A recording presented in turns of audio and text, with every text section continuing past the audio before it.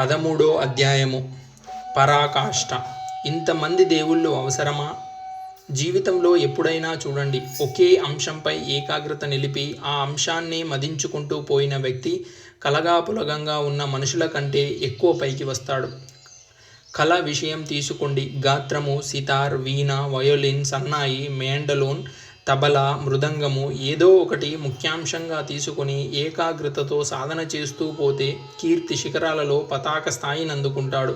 రవిశంకర్, బిస్మిల్లా ఖాన్, మెండోలిన్ శ్రీనివాస్, ద్వారం వెంకటస్వామి నాయుడు, ఎంఎస్ సుబ్బలక్ష్మి ఇలా కొన్ని ఉదాహరణలుగా చెప్పవచ్చు.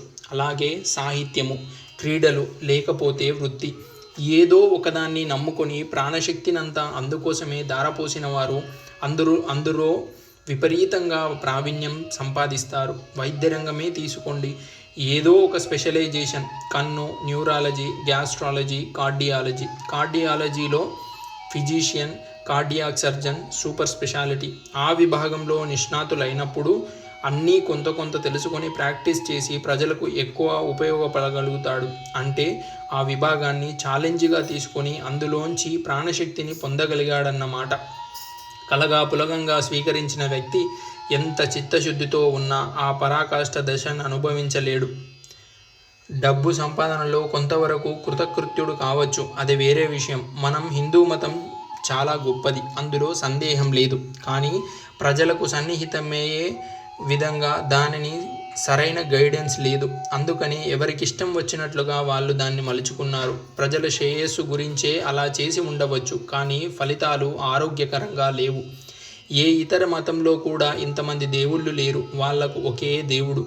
నిరాకారాన్ని ధ్యానించే స్థితికి వాళ్ళు వెళ్ళిపోయారు. మన వేదాలు గొప్పవి, ఉపనిషత్తులు గొప్పవి, భాగవత రామాయణాలు గొప్పవి, భగవద్గీత గొప్పది.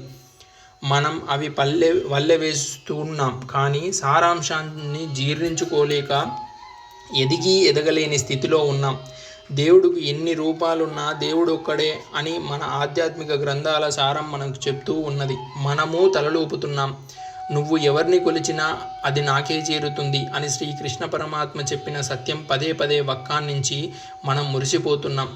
శివాయ విష్ణు రూపాయ అని శ్లోకాలు చెబుతున్నాం, కానీ ఆచరణలోకి వచ్చేసరికి ఆ దేవుడికి పూజ చేసి ఈ దేవుడికి చెయ్యకపోతే కోపం వస్తుందనే భయంతో అందరికీ ఒక్కొక్క రోజు ఒక్కొక్కరికి చొప్పున కేటాయించి పూజలు చేసేస్తున్నాం.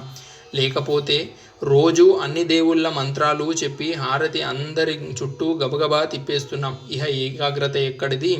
పోనీ ఇంతమంది దేవుళ్ళున్నారనుకుందాం, ఒక్కరినే మనసారా కొలవవచ్చు కదా. దృష్టినంతా ఒక్కరి మీదే నిలిపి ఏకాగ్రత అంతా ఒక్కరిపైనే కేంద్రీకరించి ధ్యానించవచ్చుగా. భక్తి మీర ఒక్క కృష్ణుణ్ణే కొలిచింది. ఇంకొకరి గురించి ఆలోచించేందుకు ఆమె మనసులో చోటే లేదు. మనసంతా కృష్ణ ప్రేమతో నిండిపోయింది. రామదాసు ఒక్క రాముని కీర్తనలతోనే జీవితం పునీతం చేసుకున్నాడు. కబీర్ దాస్ ఒక రాముణ్ణే పూజించాడు, మరే ధ్యాస లేదు. రామకృష్ణ పరమహంస ఓ అమ్మవారి ధ్యానంతో పరవశమైపోయాడు. కన్నడు శివుడినే పూజించాడు. అలా చేయటం వల్ల వాళ్ళ ఏకాగ్రత చెక్కు చెదరకుండా నిలిచిపోయి వారిని మహోన్నత శిఖరాలకు చేర్చింది.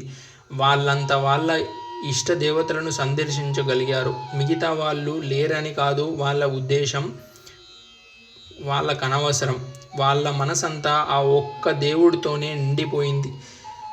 వేరెవ్వరికీ అక్కడ చోటు లేదు. ఒక్కసారి నిదానంగా ఆలోచించి చూడండి. ఏకాగ్రత అంతా ఒకే ఒక పదార్థంపై నిలిచినప్పుడు ఆ స్థితి ఎంత ఉన్నతంగా హాయిగా ఉంటుందో.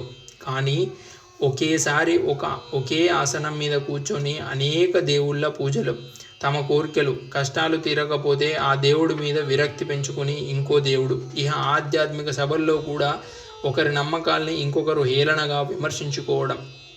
ఇంత స్థిరత్వం లేని మనుషులతో నిండిపోయి ఉండబట్టే మన దేశం అన్నిట్లో ఫస్ట్గా తయారయ్యింది. పేదరికంలో ఫస్ట్, నిరక్షరాస్యతలో ఫస్ట్, వికలాంగులలో ఫస్ట్, క్రీడలో అంతర్జాతీయ స్థాయి పథకాలు సాధించలేకపోవడంలో ఫస్ట్, స్వార్థంలో ఫస్ట్, పరోపకార బుద్ధి లేకపోవడంలో ఫస్ట్, అవినీతిలోనూ చాలా దేశాల కన్నా ఫస్ట్ ఉండటంలో పోటీ పడుతుంది. అసలు ఇంత భగవత్ చింతన ఉన్నప్పుడు, ప్రతివాడు దేవుళ్లను కొలుస్తున్నప్పుడు, ప్రతివాడు ఏదో ఆధ్యాత్మిక ధర్మాన్ని అంటిపెట్టుకొని ఉన్నప్పుడు, పూజలతో, పునస్కారాలతో, దీక్షలతో, భజనలతో, యజ్ఞాలతో, యాగాలతో హోరెత్తిస్తున్నప్పుడు అవినీతి ఎక్కడి నుంచి కొత్తగా పుట్టుకొస్తుంది?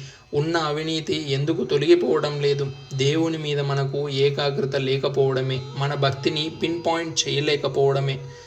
ఇప్పుడు ఆ ఏకాగ్రత నిలిపే శక్తి మనలో లోపించింది కాబట్టి, స్థాయిని మనం అందుకోలేకపోతున్నాం కాబట్టి, ఇంకా హీన స్థితిలోకి వెళ్ళబోతున్నాం కాబట్టి, ఆ శక్తి మనకు భగవంతుడి నుండే లభించాలి. మన బలహీనత అర్థం చేసుకొని అనుగ్రహాన్ని చాలా ఉదారంగా ఇవ్వగల భగవంతుడు లభించాలి. అంటే మనకు పర్సనల్ గాడ్ కావాలి. ఓం సచ్చిదానంద పరబ్రహ్మ పురుషోత్తమ పరమాత్మ కల్కి అవతారాయ నమః.